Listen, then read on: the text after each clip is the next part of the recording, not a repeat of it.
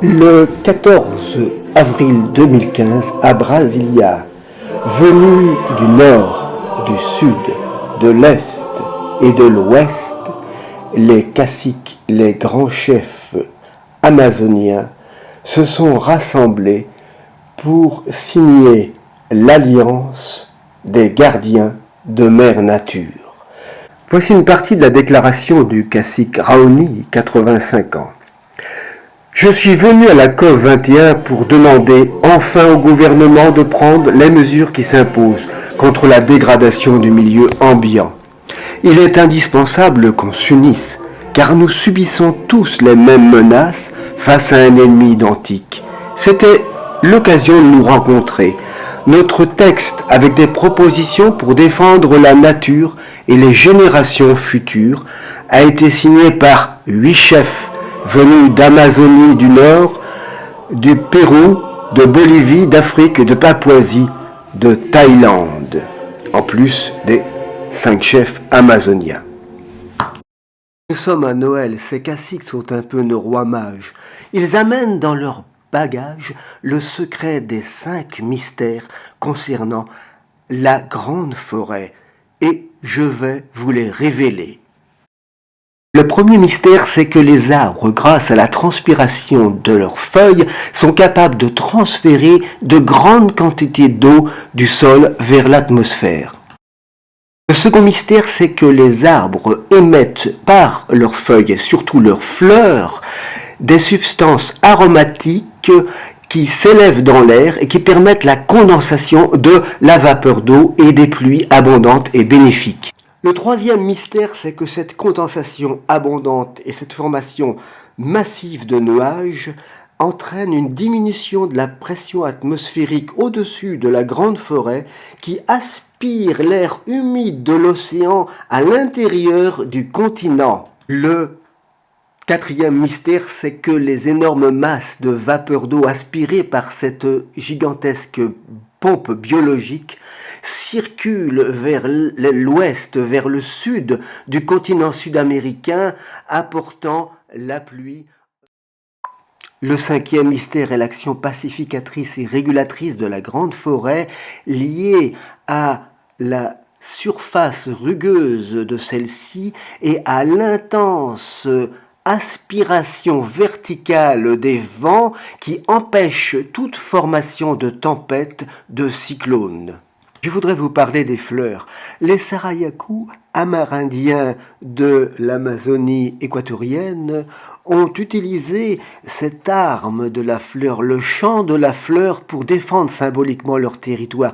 Mais ils avaient raison, l'importance majeure des arbres à fleurs pour l'équilibre amazonien est aujourd'hui connue. Chez nous aussi, en Europe, les fleurs ont une importance capitale et un mouvement existe actuellement autour de l'université de Rennes en particulier pour couvrir de bandes fleuries les alentours de toutes les cultures. Les fleurs nous permettront de consommer en Europe moins de pesticides. Et voyons un peu l'édifiante et passionnante histoire des Sarayaku et leur chant de la fleur.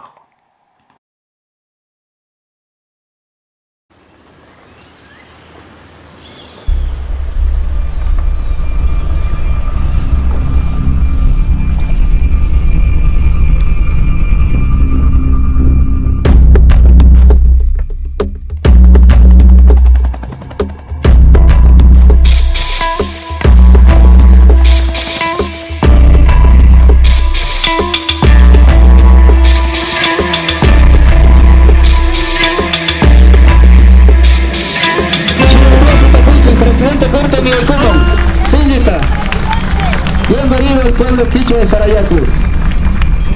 Charinche, atong urko, atong sacha, chico gonawi, pai karang tono amo guna tiang, tinjita siya dishika, tinjita kamana koshika, toko iruna guna kamana koshikauna, wawa, roko, apamama guna kamana koshikauna, ama alipa wagalichungis,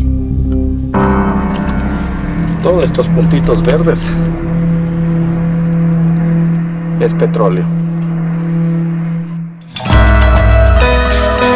Nyao paga kai mami, kunanga kai pastasa kai achu algunandi, taktiringa nisha, garis kai mi kai sisanyambiga, chai bimi yoiga shamura kai chiwaranga ruya sisanyambiga, naimanda yukshirira kai.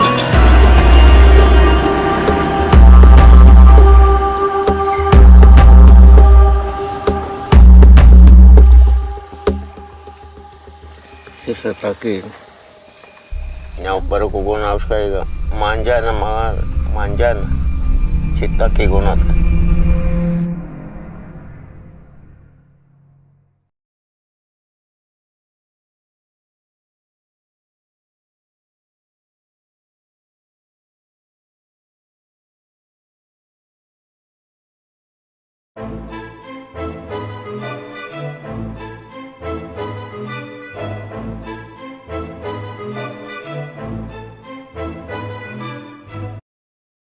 La circulation des masses d'eau au-dessus du Brésil intéresse ceux qui habitent à 2000 km au sud de São Paulo. J'en ai parlé avec Luciano Pereira de l'université de Campinas, donc du Brésil. En effet, les scientifiques brésiliens de cette université, associés à des collègues européens, ont fait ces dernières années une découverte extraordinaire. Ils ont prouvé que la forêt émettait des arômes, des composés organiques volatiles biogéniques, qui, comme un parfum diffusant d'un flacon ouvert, montaient dans l'atmosphère à partir des feuilles et des fleurs de la canopée et y transféraient une grande quantité de substances organiques volatiles. C'est ainsi que dans l'air humide et sous la caresse du soleil, les arômes des plantes, comme une véritable poudre magique, donnent naissance à une substance extrêmement fine, d'une grande affinité pour les molécules d'eau, et que se forment les premiers noyaux de condensation des nuages. On peut ainsi réellement parler du chant des fleurs. Ils ont également prouvé l'existence de vastes masses de vapeur d'eau circulant en altitude comme des courants, comme des rivières flottantes, des rivières volantes vers l'est, vers l'ouest plutôt, vers les Andes et vers surtout le sud, vers les États de São Paulo, vers le Mato Grosso et jusqu'au Paraguay, apportant la pluie. Le déboisement fait disparaître totalement ce fonctionnement. Ceci n'est pas sans intérêt. En effet, plus de 10 millions d'habitants à 2000 km plus au sud dans la région de São Paulo souffrent d'un manque considérable d'eau depuis plusieurs années.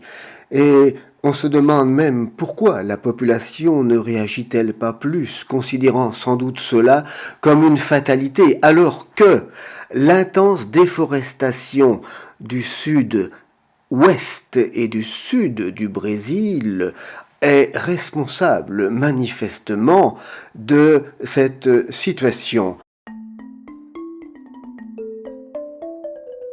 Continuons un peu notre histoire de fleurs, de chant des fleurs de l'autre côté de l'Atlantique.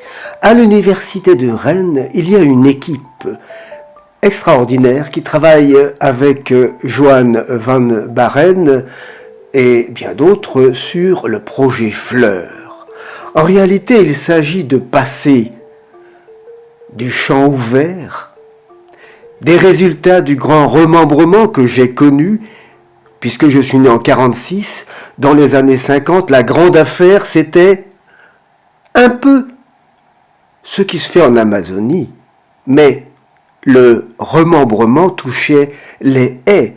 Une quantité énorme de haies a été supprimée Ici encore, de ce côté de l'Atlantique, ce n'est pas une affaire anodine. En effet, l'agriculture française utilise actuellement 75 000 tonnes de pesticides, soit près de 5,5 kg d'ingrédients actifs par hectare de terre arable. Et c'est la première consommatrice de l'Union européenne, la troisième à l'échelle mondiale. Il faut faire quelque chose. Depuis plusieurs années déjà, donc on travaille à l'université de Rennes et à d'autres endroits sur le projet Bande Fleurie. C'est le projet Fleur, cher à Johan van Baren. Remettre en place des haies, installer autour de toutes les parcelles cultivées des bandes fleuries, des bandes enherbées qui peuvent constituer un habitat favorable au développement et au maintien d'organismes utiles pour l'agriculture. Des insectes auxiliaires tels que les coccinelles, les chrysopes, les cirfes.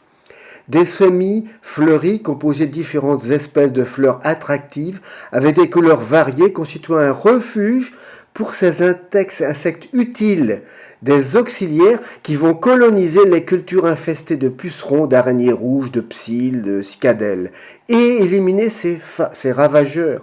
Une larve de coccinelle mange jusqu'à 100 pucerons par jour.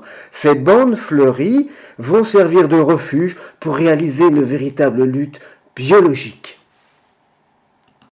Eh bien voilà, de part et d'autre de l'Atlantique, c'est un bouquet de fleurs de Noël qui vont chanter pour nous l'avenir de l'humanité.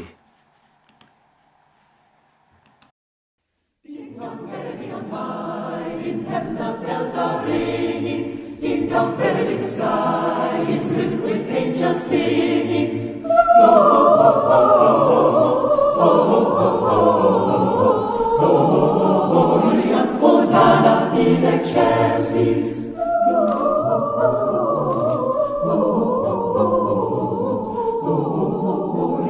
Hosanna in excelsis.